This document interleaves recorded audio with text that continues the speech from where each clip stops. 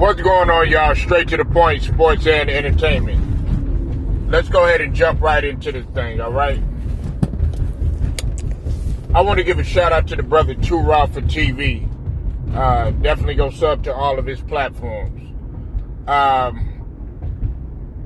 I want to give a shout out to the whole entire LDBC, Lions Den basketball and as well as boxing community. But in this case, we're talking basketball. Now,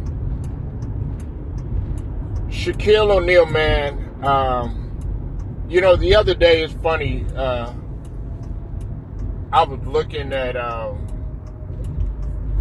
Shaq and Chuck, behind the scenes on the All-Star game. I think I had already said that in a previous video, and I was saying how both of them were talking trash to each other and everything.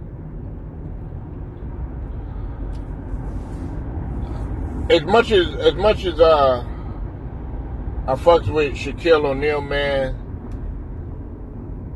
it seems like every time him and Chuck get into it, man, he's always using that argument, the rings argument, and it's getting tired and it's getting old. And what I mean is that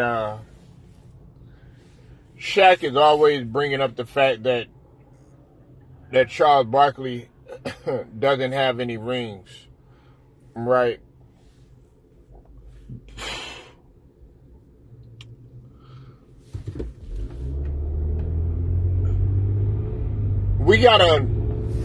People gotta understand something, okay, when it comes to Charles Barkley.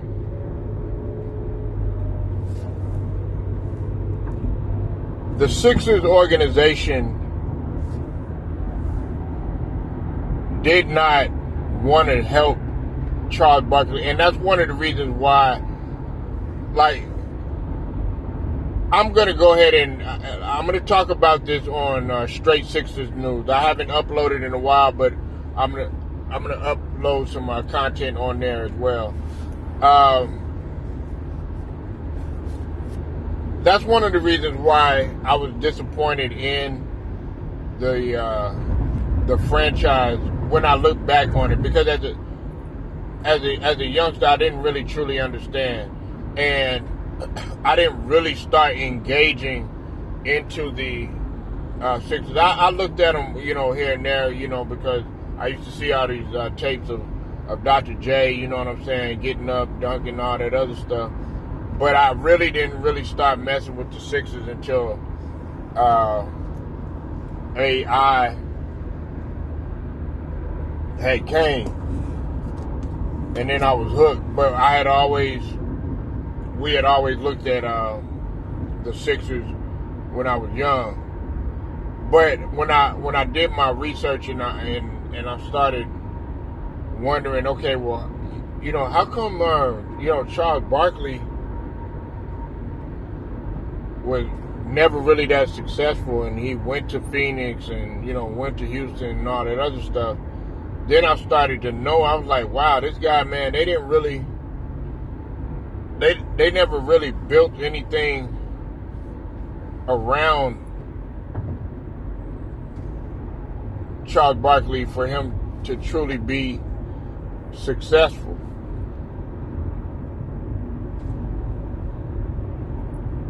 And he never got the chance to play with a dominant player.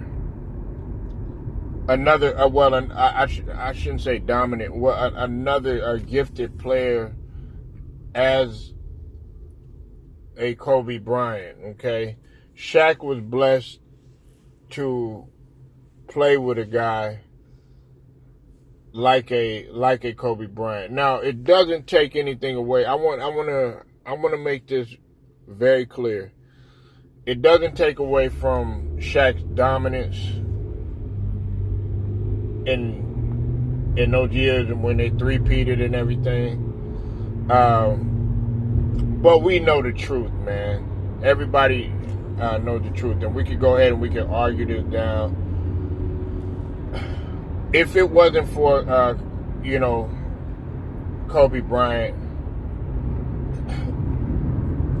the Lakers wouldn't have won those titles, and Shaq wouldn't have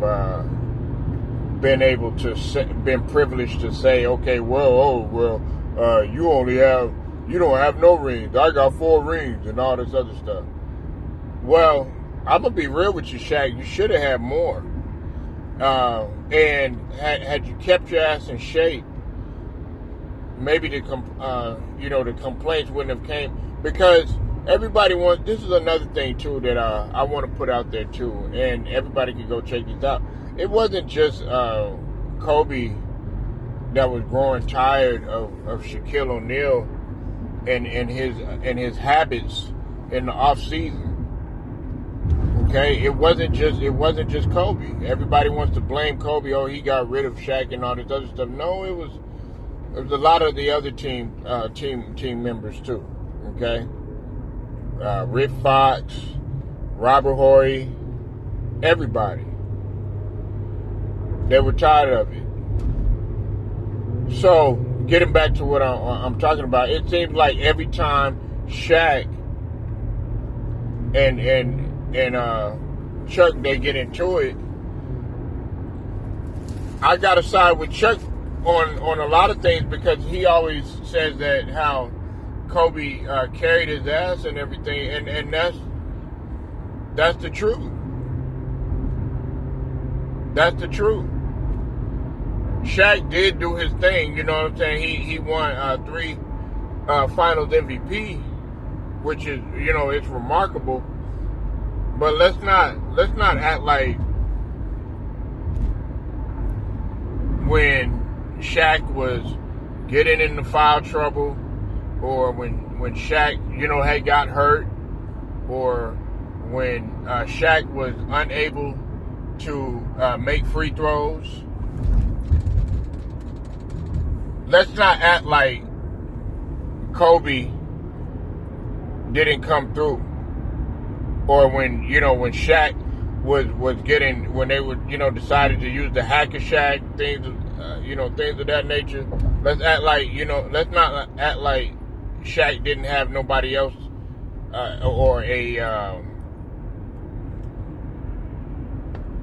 player of Kobe's caliber to kick it out to, or to even rely on. 1-2 punch. That's what he says all the time, right? He's always talking about, you listen, you can't sit up there and you can't. It's like Shaq, what he's doing, he's sitting up there trying to diminish Charles Barkley's talent. And it's like, oh yeah, well, you didn't get no rings. It's kind of like, oh yeah, like Charles Barkley wasn't an elite and one of the great power forwards to play. And I know what some people are gonna say. Well, how, if you thought he was so great, how come you don't have Charles Barkley as your starting power forward? Because I don't.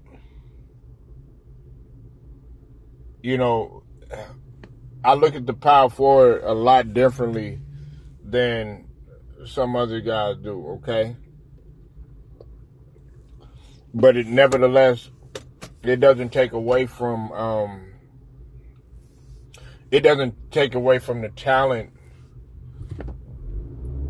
of what Charles Barkley was, because we got to be honest, we didn't see nobody like a Charles Barkley of that size that could go up the floor with that kind of speed for his size, with that type of athleticism. Let's just be real here. And on top of that, a lot of people they forget, like, Charles Barkley. I think they look at Charles Barkley when Shaq says those sort of things. They look at Charles Barkley as if though he wasn't a great player. But let's not forget, we're talking about a guy that could get his own rebound and go coast to coast had the ability to dribble. He wasn't no Kyrie Irving or no shit like that, but he had a decent handle for his size, and I'm talking about for that era, because ball handling was different, back then. But he was still able to get it up the court and still sometimes go coast to coast, or even sometimes throw a decent pass. People forget how exceptional of a passer Charles Barkley was. And you saw that when he played in the Olympics. Everybody would tell you that the MVP of the Dream Team, it wasn't Michael Jordan, it wasn't Larry Bird, it wasn't Karl Malone, it wasn't none of those guys. It wasn't none of them. It was Charles Barkley of the '92 Dream Team. The best dream team ever assembled. I don't want to hear no arguments about it. I know people gonna come with, oh man, well, look who they were playing, man. The world hadn't caught up and all that other stuff. Yeah, you're right. they hadn't caught up then because we were too damn good back then in comparison to now. And if you really want to be honest, they probably played even more physical back then. That's a whole nother argument, though. But we got to stop it, man. Well, Shaq does. He needs to stop it with this whole thing about Kobe. I'm sorry about that. Charles Barkley not having any rings. That's his only argument. That's his only life jacket.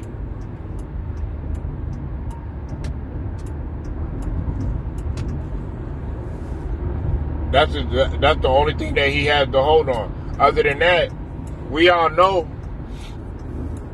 it was Kobe, the one that was coming in, working out, working tired. I mean, I'm talking about working his body to death to get ready for the next season. And then you having to rely on Kobe because you were too big and out of shape. And then having to work yourself into shape. Everybody knows that.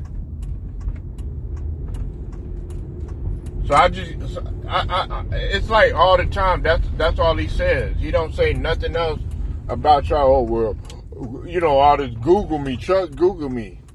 Yeah, we'll Google you and everything, but I guarantee you when they Google you, they also going to say how great of a player you could have been. Like even Kobe had said that you could have been the greatest of all time, the greatest to ever do it. But the knock on you is that you were lazy. You were lazy. And, let's not act like Charles Barkley, they had a great team in Phoenix. You know what I'm saying? They had a great team in Phoenix. They just came up short. And they ran up against Jordan. Jordan defeated you too, Shaq. Now, it was the other way around when you eventually, when y'all caught him when he was coming out of retirement. But after that, man, he came back and he swept you.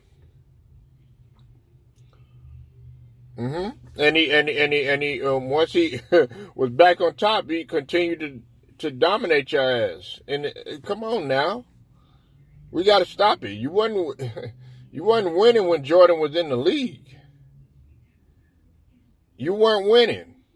Then once Jordan, he had moved on, and then tried to come back from the Wizards, and you caught him when after his prime and everything, after he was clearly not the same Michael Jordan. So we got to stop it with that whole rings and Google me, Chuck argument, man. That's so subjective. And I know people are gonna be like, well, you were talking about Shaq the other day in a good light. Yeah, like I said, everything is carved straight down the middle around here.